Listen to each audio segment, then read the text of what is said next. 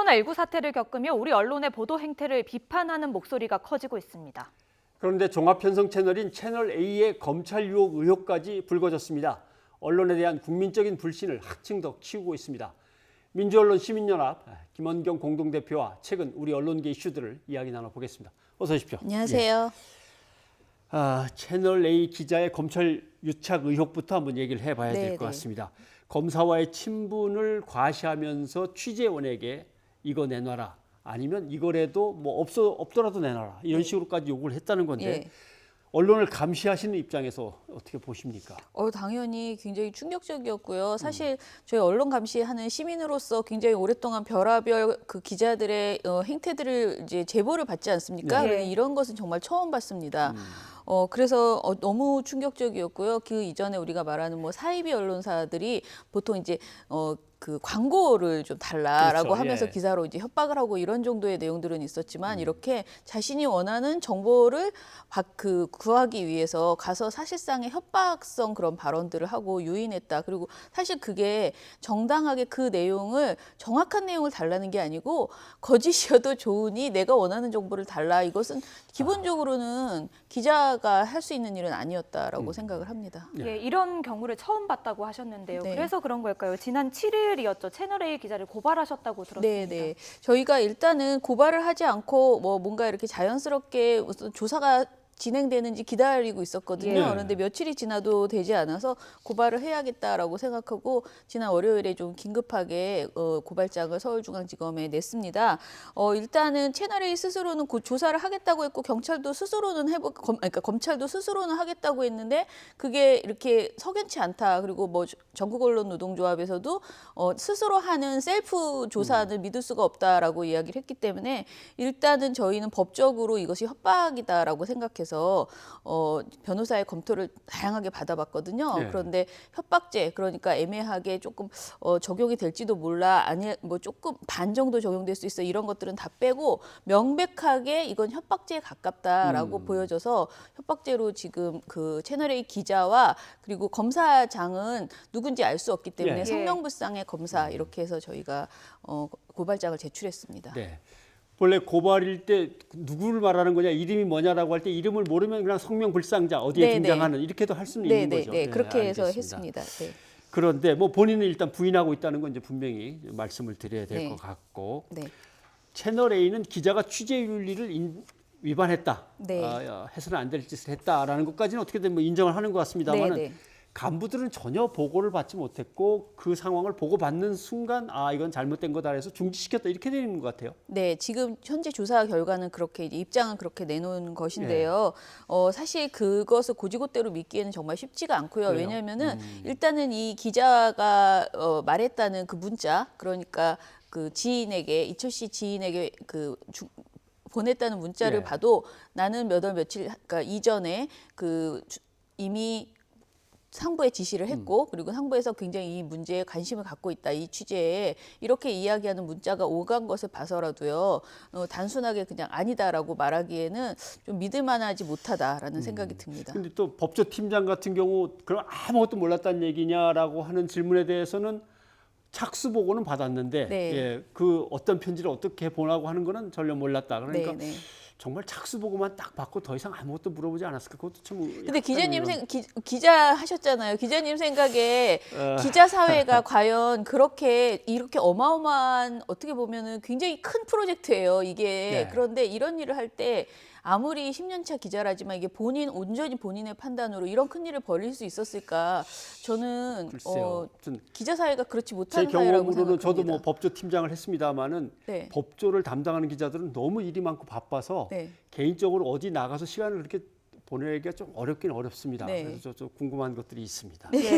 그런데 또 채널A의 경우에는 재승인 심사를 앞두고 있습니다. 어떤 영향이 있을까요?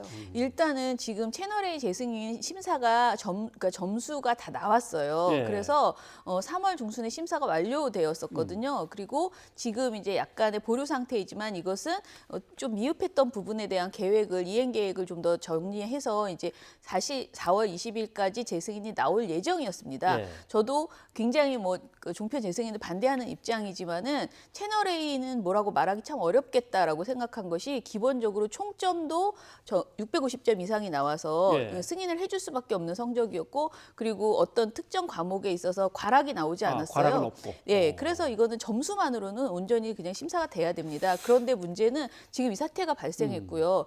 이 사건에 대한 진상조사 정확한 진상조사 수준이 아니고 그 수사 결과가 나와서 정확한 책임이 어디에 있는지가 밝혀진다면은 저는 그 내용을 반드시 재승인 과정에 반영해야지 된다고 생각합니다. 그런데 지금 당장은 못 하잖아요. 예. 일정상. 그래서 저는 사실은 겉으로는 제가 지금 굉장히 많은 그 곳에 다니면서 재승인 거부하라.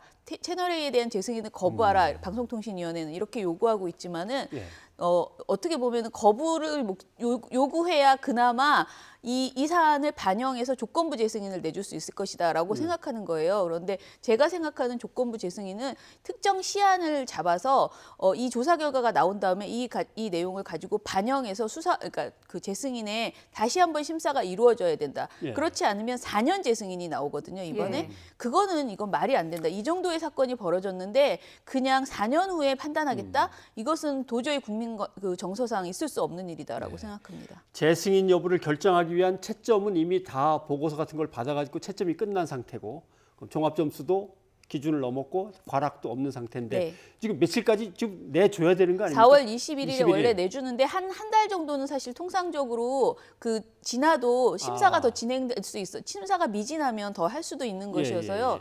그것은 여유가 있다고 저는 분명히 확인을 했고요. 저희는 지금 그 청와대 국민청원을 진행하고 있어요. 그래서 채널 A TV조선에 대한 재승인에 대해서 재고해달라라는 국민청원을 하고 있습니다. 네. 예.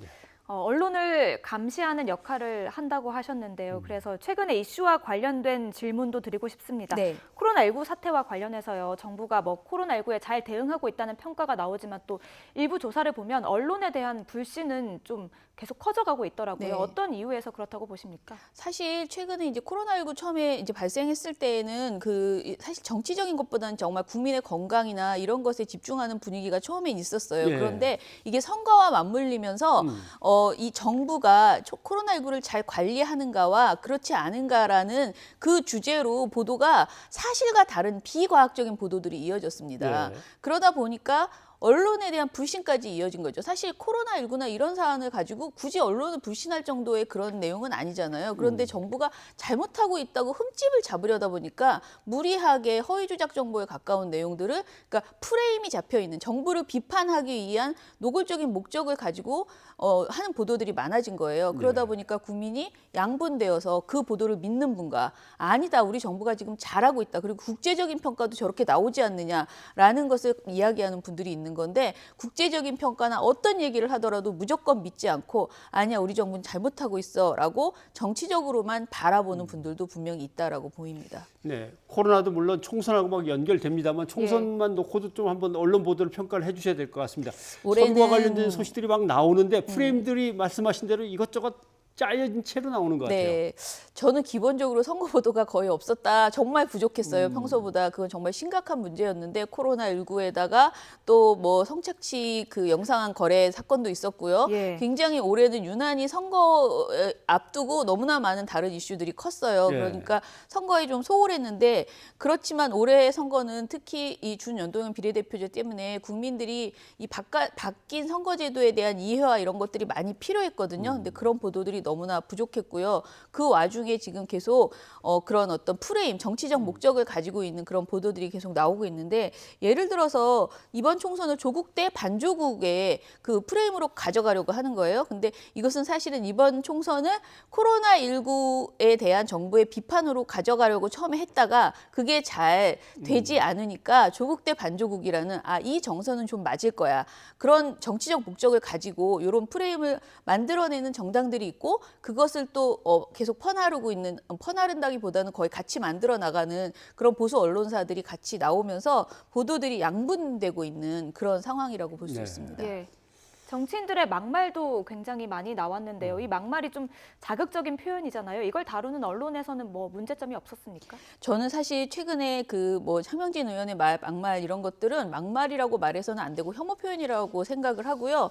지금 막말이 많이 나오는 것은 사실이에요. 여야 막론하고 부적절한 발언 그리고 왜 말을 저렇게 하나라고 생각되는 것들이 너무 많습니다. 그런데 이런 말들을 보도할 때 주의할 점은요. 명백한 막말이나 명백한 혐오 표현인 경우에는 그것이 왜 나쁜지 정확하게 YTN 되게 잘하시더라고요. 아주 고맙습니다. 정확하게 전해주시고 그러나 그 막말의 노골적인 내용을 그대로 퍼나르지는 않는 그러니까 어떤 취지의 발언을 했다. 그런데 그 발언은 굉장히 부적절한 발언이다. 왜라는 것을 다뤄주셔야 되고요. 그렇게 하나하나를 잘 정리해 주셔야지 그냥 싸잡아서 정치인들이 막말을 많이 해. 이렇게 보도하면 어떻게 될까요? 굉장히 정치 혐오, 선거하고 싶지 않아.